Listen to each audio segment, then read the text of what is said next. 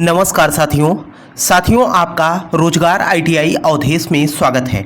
साथियों आज की क्लास में हम बात करने वाले हैं ITI first year electrician trade theory. इसके पहले साथियों मैंने आपको जो है 3 क्लास नियमित पैटर्न पे आधारित जो प्रश्न आपको हम हल करा रहे हैं, 3 क्लास ऑलरेडी हमने जो है आपको कंप्लीट करा चुका हो।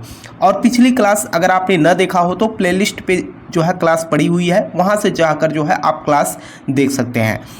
तो आइए साथियों क्लास को स्टार्ट करते हैं। और क्लास को स्टार्ट करने से पहले आप लोगों से एक छोटा सा निवेदन रहेगा कि क्लास को अपने मित्र यार दोस्त के पास जो है क्लास को शेयर भी करना, क्योंकि यहाँ पर मैं आपको नियमित पैटर्न पे प्रश्न कराने के बाद आपको हम प्रीवियस ईयर का पेपर भी हल कराने वाले हैं। ठीक है, आप चाहो तो पिछले वर्ष जो है मैंने आपको प्रीवियस ईयर का पेपर हल कराया था मेरे भाई, तो आप जो है प्लेलिस्ट में जाकर वहाँ से भी देख सकते हो। बाकी यहाँ पर जो है मैं आपको बता दूँ कि 2021 से लेकर 2025 तक के प्रीवियस ईयर का पेपर आपको हल कराने वाला हूं। ठीक है, तो यहां पर देखिए साथियों, कहने का मतलब अपने मित्र यार दोस्त के पास मेरे भाई अगर आप क्लास को शेयर कर देंगे तो वे भी जो है जुड़कर पढ़ाई कर पाएंगे।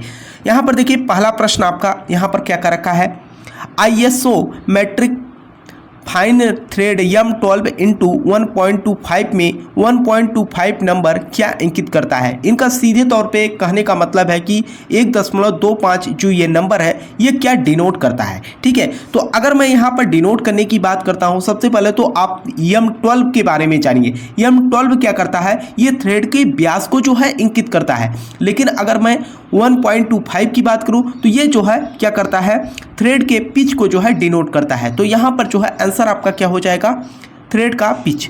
अगले प्रश्न पे हम बात करते हैं। तो देखिए आपका अगला प्रश्न क्या है, और वेरी वेरी इंपॉर्टेंट प्रश्न है मेरे भाई, आपके सीबीटी परीक्षा में कई बार जो है ये प्रश्न रिपीट हुआ है।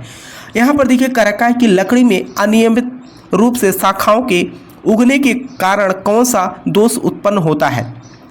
लकड़ी में अनियमित रूप से शाखाओं के उगने के कारण कौन सा दोष उत्पन्न होता है। कहने का मतलब एग्जाम्पल के रूप में मेरे भाई अगर आप समझने का प्रयास कीजिएगा तो जैसे आपके घर में मान के चलिए नीम का पेड़ हो, है ना, आपने देखे होंगे कि उसमें जब शाखाएं निकलती हैं तो वहाँ पर जहाँ से शाखाएं निकलती हैं तो वहाँ पर आपने देखा होगा, अच्छे ढंग से देखिएगा तो वहाँ पर गांठें पड़ जाती है। तो यही तो आपसे पूछ रखा है कि लकड़ी में अनियमित रूप से शाखाओं के उगने का जो मेन रीजन हो जाता है या उसमें जो दोष उत्पन्न हो जाता है वहाँ पर क्या हो जाएगा, गांठें पड़ जाएंगी। ठीक है, तो आंसर आपका यहाँ पर ए बन जाएगा।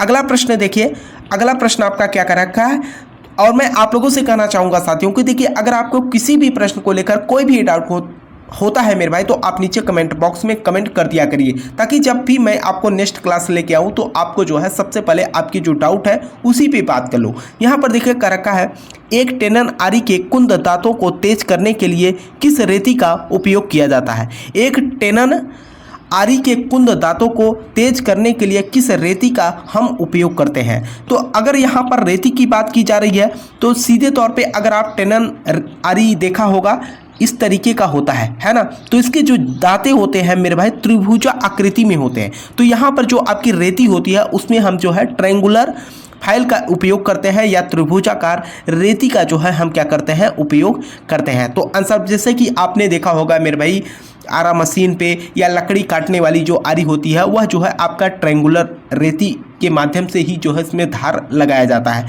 तो आंसर आपका यहाँ पर क्या, सी बन जाएगा। देखिए आपका अगला प्रश्न यहाँ पर क्या कर रखा है, वेरी वेरी इंपॉर्टेंट प्रश्न है मेरे भाई आपकी परीक्षा के लिए। ये प्रश्न जो है मैं देख रहा हूँ कि कई बार जो है ये आपके सीबीटी परीक्षा में रिपीटेड प्रश्न है। सीधे तौर पे यहाँ पर कर रखा है कि यक्ष से इंकित रेती के भाग का नाम बताइए। यक्ष से इंकित रेती के भाग का जो है आपसे सीधे तौर पे यहाँ पर नाम पूछ रखा है। अगर आप नाम की बात करोगे मेरे भाई तो इसके पहले भी मैंने आपको जो है रेती से रिलेटेड एक प्रश्न हल कराया था। यहाँ पर जो है आपसे पूछ रखा था टैंक के बारे में। ठीक है, अब यहाँ पर जो है आपको भी पता है कि ये इसके ऊपर हैंडल के ऊपर आप देखे होंगे एक रिंग नुमा लगा होता है, उसको हम क्या बोलते हैं, फेरूल बोलते हैं, है ना। तो यहाँ पर जो है अगर मैं बात करूँ सीधे तौर पे आप देखिएगा तो यहाँ पर पूछ रखा है कि यक्ष क्या डिनोट करता है। तो ये जो है आपका हिल को डिनोट करता है। तो आंसर आपका यहाँ पर क्या, बी बन जाएगा। ठीक है, अगले प्रश्न पे हम बात करते हैं साथियों, वेरी वेरी इंपॉर्टेंट प्रश्न है और इसके बारे में मैंने आपको ऑलरेडी पहले भी जो है बताया था, है ना। यहाँ पर कह रखा है कि इस औजार का क्या नाम है। जो औजार यहाँ पर दिखाया गया है चित्र में, उसका जो है सीधे तौर पे आपसे नाम पूछ रखा है। और मैं बात करूँ साथियों, यहाँ पर जो है आपकी जो सीबीटी परीक्षा है, सबसे ज़्यादा अगर आप देखेंगे साथियों तो करीब करीब 12 से 15 प्रश्न ऐसे होंगे जो सीधे आपको टूल या औजार के जो है चित्र देकर जो है सीधे आपसे नाम पूछ लेंगे। अब यहाँ पर देखिए यही कर रखा है कि इस औजार का क्या नाम है। अगर आप बात करेंगे साथियों तो इसके पहले भी मैंने आपको बताया था कि ये जो आपका औजार है ये जैनिक कैलीपर है। अब जैनिक कैलीपर जो होता है आपका, ये आकृति में एक इसका लेग जो होता है सीधा होता है, दूसरा लेग जो है तिरछा होता है। अगर हम जैनिक कैलीपर की बात करते हैं तो ये समांतर रेखाओं को खींचने के लिए जो है हम इसका उपयोग करते हैं। तो यहाँ पर जो है आंसर आपका क्या बन जाएगा, जैनिक कैलीपर। ठीक है, अगले प्रश्न पे हम बात करते हैं। तो देखिए आपका अगला प्रश्न यहाँ पर क्या कर रखा है कि छेनी में यक्ष द्वारा प्रदर्शित कोण का नाम क्या है। छेनी में यक्ष द्वारा प्रदर्शित कोण का जो है सीधे तौर पे आपसे नाम पूछ रखा है। तो यहाँ पर देखिए चित्र में सबसे पहले तो चित्र देखते हैं, है ना। अब यहाँ पर देखिएगा ध्यान से मेरे भाई, देखिएगा तभी जो है आप समझ पाएंगे। यहाँ पर देखिए सीधे तौर पे कह रखा है कि ये जो रेखा गई है ना, ये यक्ष जो है ये क्या डिनोट कर रहा है, यही जो है आपसे पूछ रखा है। तो यहाँ पर अगर बात करें साथियों, सीधे तौर पे आप देखेंगे ये यक्ष हो गया, ये वाई हो गया, है ना। तो यहाँ पर अगर आप देखेंगे सीधे तौर पे तो आपको समझ में आ रहा होगा कि ये जो है क्या डिनोट कर रहा है। तो अगर आप देखेंगे ध्यान से तो ये जो है पॉइंट कोण है। क्या है, पॉइंट कोण है। तो आंसर आपका क्या बन जाएगा, बी बन जाएगा। देखिए अगले प्रश्न पे हम बात करते हैं साथियों। देखिए यहाँ पर आपका अगला प्रश्न मेरे भाई क्या कर रखा है कि फार्मर छेनी का क्या उपयोग है। यहाँ पर फार्मर छेनी का जो है आपसे उपयोग पूछ रखा है, या हम इसी को फार्मर चीजल भी बोलते हैं। ठीक है, तो यहाँ पर देखिएगा अगर सीधे तौर पे बात करें साथियों तो कह रखा है, पहला कह रखा है छीलने और जोड़ों की फिनिश करने में या सामान्य छेनीकरण में। तो हम यहाँ पर क्या करते हैं, सामान्य छेनीकरण में जो है हम क्या करते हैं, यहाँ पर छेनी का जो है उपयोग कर लेते हैं। तो आंसर आपका यहाँ पर क्या बन जाएगा, बी बन जाएगा। ठीक है, आइए अगले प्रश्न में हम बात करते हैं। अगला प्रश्न आपका यहाँ पर क्या कर रखा है, किस प्रकार का अर्ध लैब जोड़ प्रयोग किया जाता है जब जॉब का एक भाग सिरे के अंत से कुछ दूरी से मिलता है। किस प्रकार का अर्ध लैब जोड़ प्रयोग किया जाता है जब जॉब का एक भाग सिरों के अंत से कुछ दूरी से मिलता है, कुछ दूरी से जो है मिलता है। देखिए यहाँ पर सीधे तौर पे अगर आप बात करेंगे एंड लैब जोड़, एंड लैब जोड़ तो नहीं होगा, क्रॉस लैब जोड़ इस तरीके का होता है ना। अगर आप यहाँ पर ज्वाइन कर दिए तो क्रॉस लैब, मध्य लैब जोड़, जी हाँ ये जो आपका होता है मध्य लैब जोड़ हो जाएगा। मध्य लैब जोड़ का मतलब इस तरीके से अगर यहाँ पर आप ज्वाइन कर देते हैं तो ठीक है। तो आंसर आपका यहाँ पर क्या बन जाएगा, सी बन जाएगा। ठीक है, अगले प्रश्न पे हम बात करते हैं। तो देखिए आपका अगला प्रश्न क्या कर रखा है, और वेरी वेरी इंपॉर्टेंट प्रश्न है मेरे भाई। कर रखा है कि 90 अंश के मोड़ और अंतर से निकले हुए किनारे के साथ धातु ट्रे बनाने के लिए किस प्रकार के नॉच का उपयोग किया जाता है। तो यहाँ पर अगर हम 90 अंश की बात करोगे तो 90 अंश जो होता है मेरे भाई सीधे तौर पे हम वहाँ पर क्या करते हैं, वी नॉच का या तिरछा नॉच का, वर्गा नॉच। तो यहाँ पर जो है हम वी नॉच का जो है उपयोग करते हैं। तो आंसर आपका ए बन जाएगा। देखिए अगला प्रश्न आपका यहाँ पर क्या कर रखा है।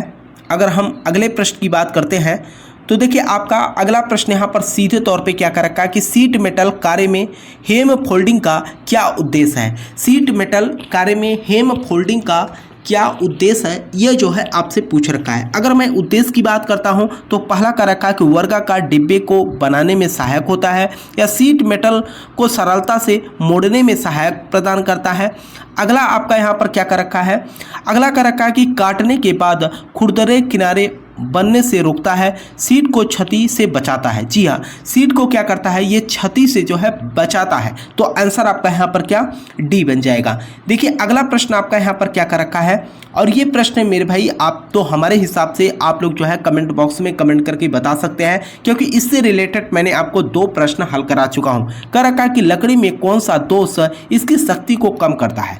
लकड़ी में कौन सा दोष इसकी शक्ति को जो है कम करता है। घुमाने से जो है लकड़ी कमजोर हो जाती है, या कपिंग करने से जो है लकड़ी कमजोर हो जाती है, चटकने से जो है लकड़ी, कहने का मतलब लकड़ियां फट गई है ना, या अनियमितता से जो है लकड़ियां कमजोर हो जाती है। तो यहाँ पर अनियमितता जो होती है मेरे भाई, यहाँ पर जो है लकड़ियां आपकी क्या होती हैं, यहाँ पर कमज़ोर हो जाती हैं, उसकी शक्ति कम हो जाती है। जैसे मान के चलिए कोई लकड़ी हो, है ना, और उसको आपने धूप में रख दिया या टेढ़ी मेढ़ी हो गई तो उसमें जो है अनियमितता आ गया, है ना। कहने का मतलब वह लकड़ी जो है आप जिस काम के लिए लेना चाहते हैं उसकी जो शक्ति है वह कम हो जाएगी। तो आंसर आपका यहाँ पर क्या, डी बन जाएगा। ठीक है, अगले प्रश्न पे हम बात करते हैं साथियों। तो देखिए अगला प्रश्न, और ये प्रश्न मेरे भाई आपकी परीक्षा के लिए बहुत ही इंपॉर्टेंट है।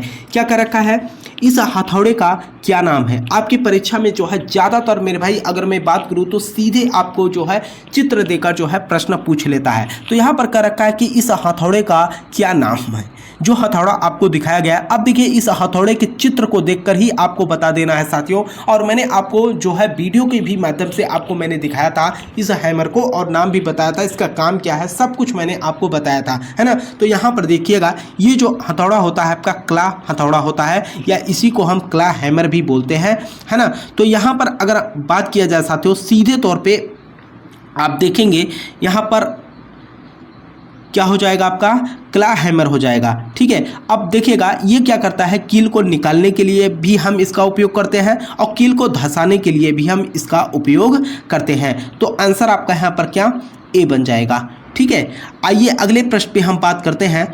तो देखिए आपका अगला प्रश्न मेरे भाई यहाँ पर क्या कर रखा है, कर रखा है कि गलत सीजनिंग के कारण लकड़ी में कौन सा दोष उत्पन्न होता है। गलत सीजनिंग के कारण लकड़ी में कौन सा दोष उत्पन्न होता है, ये जो है आपसे पूछ रखा है। अगर हम गलत सीजनिंग कर देते हैं तो गांठ उत्पन्न हो जाती है, या घुमाना हो जा या चटक जाती है। तो यहाँ पर जो है गलत सीजनिंग के कारण जो दोष उत्पन्न होता है वह कपिंग हो जाता है। तो आंसर आपका यहाँ पर क्या, डी बन जाएगा।